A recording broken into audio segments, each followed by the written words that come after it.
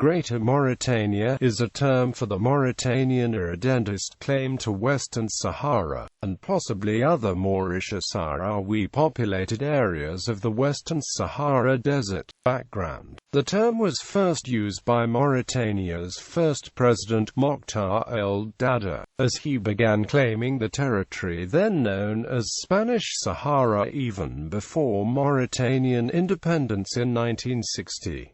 In 1957, Old Dada stated, "I therefore call on our brothers in the Spanish Sahara to dream of this economic and spiritual Greater Mauritania of which we cannot speak at present. I address to them and I ask you to repeat to them a message of friendship, a call for concord between all the Moors of the Atlantic, in Azawad and from the Draa to the borders of Senegal." The basis for his claim was the close ethnic and cultural ties between the Mauritanian Moors and the Sahrawis of Spanish Sahara, in effect forming two subsets of the same tribal Arabo-Berber population. Both areas had been part of the pre-modern Bilad Chinguetti, the land of Chinguetti, a religious center in contemporary Mauritania. The claim to the Spanish Sahara was again popularized by the regime in the early 1970s as Spain prepared to depart the colony. Mauritania then feared Moroccan expansion towards its border, against the background of competing claims for a Greater Morocco that had previously included not only Spanish Sahara, but also Mauritania in its entirety.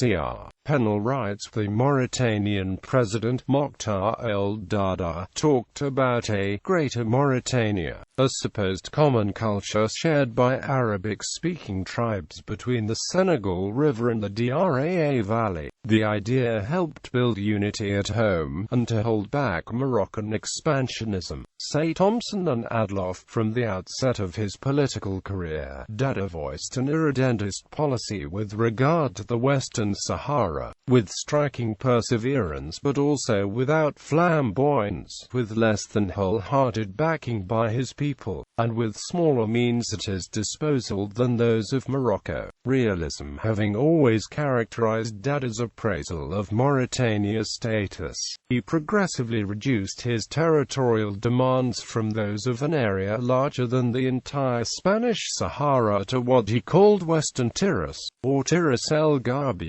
Mauritanian claims to the territory were thus used to stave off the perceived threat of Moroccan expansionism, and to entice Spain into dividing the territory between Morocco and Mauritania in the Madrid Accords. This, however, did not take into account an advisory opinion by the International Court of Justice that had decided in late 1975 that the people of Western Sahara had a right to self-determination, to be exercised freely in the form of a choice between integration with one or both of Mauritania and Morocco, or setting up an independent state. The Mauritanian portion of the territory, corresponding to the southern half of Rio de Oro, or one-third of the entire territory, was renamed Tiris al Garbia. Results: the takeover was violently opposed by a pre-existing indigenous independence movement, the Polisario Front, which had gained support from Algeria. The ensuing war went badly for Mauritania, and Old Dada's government fell in 1978.